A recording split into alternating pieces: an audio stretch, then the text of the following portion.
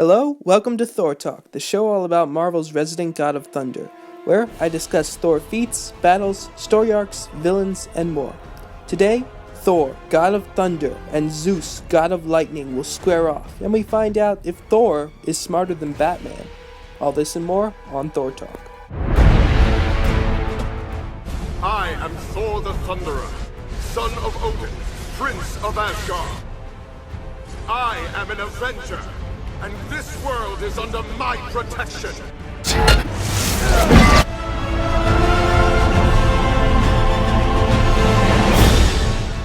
Whosoever holds of this hammer, if he be worthy, shall possess the power of Thor.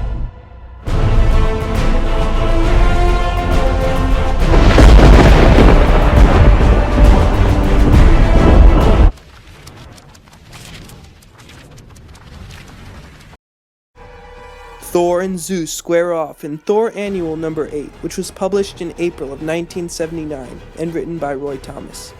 The Marvel Universe version of Zeus is generally considered to be on a higher level than Thor. He comes from the Skyfather class, which is the same class as Odin is in.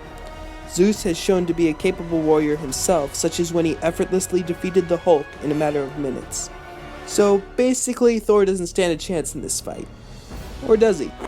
Thor Annual number 8 starts off with Thor and Loki fighting off storm giants, as they have accidentally wandered into the realm of Jotunheim. Thor easily defeats the giants, and then realizes that they are near a secret passage which leads to Olympus, home of the Greek gods. Loki finds this passage and decides to go through it, and Thor follows to stop him, but Thor loses him in the tunnels. He finds his way out of the passage, but when he does, he is surrounded by mist, which causes him to lose his memory of who he is. Not only that, but he is also transported to the time and land of the Trojan War.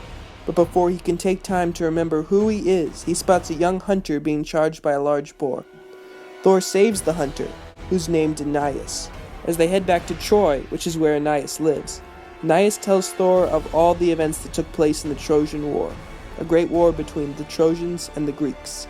They arrive at Troy to find that the war is to be decided in a duel between Paris of the Trojans and Menelaus of the Greeks. Menelaus gains the upper hand, but the goddess Aphrodite saves Paris before he can be killed. Menelaus is still seen as the winner of the duel, so the Trojans surrender to the Greeks. But as Thor sees Aphrodite save Paris, he remembers who he is and then follows her to Mount Olympus, home of the Greek gods. In Mount Olympus, Zeus, god of lightning and king of the gods, makes it explicitly clear that no god is to interfere again in the Trojan War. But Athena, the Greek goddess of wisdom, disobeys by tricking Pandarus of Troy into attacking Menelaus of Greece, which causes the surrender to be ended as the fighting breaks out again. During the fighting, Thor's friend Aeneas is injured, but Thor saves him from being killed by Diomedes. Aeneas is still too badly injured to continue fighting, so Thor fights in his place in order to honor his friend Aeneas. Zeus is outraged as Thor begins to single-handedly win the battle for Troy. Zeus transports Thor to Mount Ida so that they may fight far away from the mortals below. The fight begins as Zeus tells Thor that he will make him wish for Ragnarok as he fires thunderbolts at him. Thor throws his hammer at Zeus, but he stops it and even manages to hold it back for a few seconds as it returns to Thor. As Mjolnir returns to Thor, the humans below watch in fear as it appears the sky itself is at war. Thor hurls a barrage of boulders at Zeus, which he easily repels, and Zeus and Thor lock arms for a minute in a battle of strength, but then Zeus buries him in a pile of boulders. Zeus begins to walk away as the battle seems finished, but is astounded to find that Thor has easily pushed the boulders aside, and they renew their battle. They fight for many months, not hours, not days, not weeks, months. Their battle is so intense that the poet Homer records their battle as if every god of Olympus took part in it.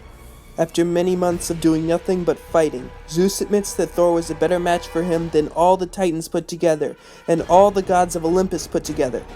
But then Zeus asks Thor why he continues to fight him for the sake of Aeneas, a mortal he only met recently. Thor admits that the reason he fought Zeus with such intensity was because he feared that Olympus may attack Asgard one day. However, Zeus informs him that he has made a pact with Odin to never attack Asgard.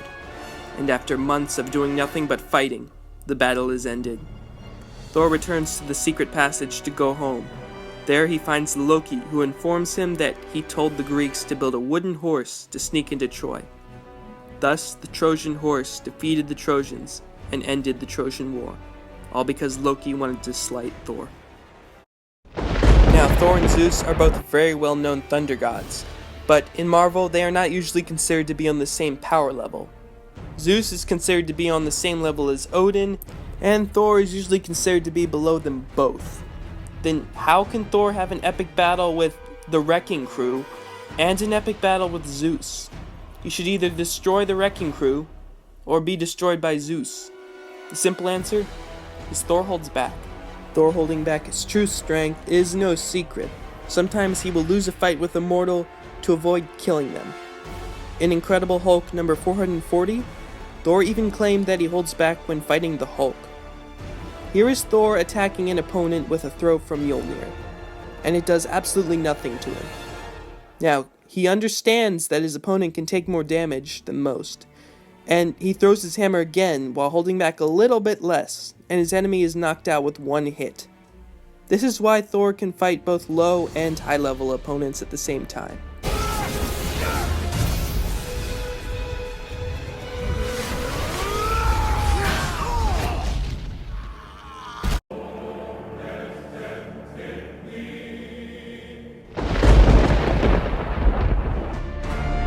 Batman, the world's greatest detective, and Thor, god of thunder. One is known for his extreme intellect and planning. The other is known for hitting things with a hammer. But Thor has proved to be more than that in the intelligence department. As previously discussed, Thor can turn into Donald Blake, who is a world-renowned surgeon and an all-around pretty smart guy. Now, even though Thor can no longer turn into Donald Blake, he still possesses all of Blake's intelligence, as proved in Thor number 5, when he performed a surgery after he had lost the ability to turn into Blake years ago. When he does this, he gives credit to knowing how to do so to Dr. Donald Blake. So Thor has all the brain power of a good surgeon rolling around in his head. So what? How does that compare to Batman? Well, in Journey into Mystery number 95, Donald Blake built an android. This android was both incredibly smart and able to take blows from Thor's hammer. Batman, aka Bruce Wayne, has a very impressive IQ of 192. The android that Blake built had an IQ of 375. Thor is smart enough to build an android that is almost twice as smart as Batman. As for why he doesn't show his intellect often, Thor stated it best in Hulk number 26. I am not the god of reason and understanding. I am the god of thunder and lightning! Blake's way of life never reflected Thor's. He likes hitting things with a hammer.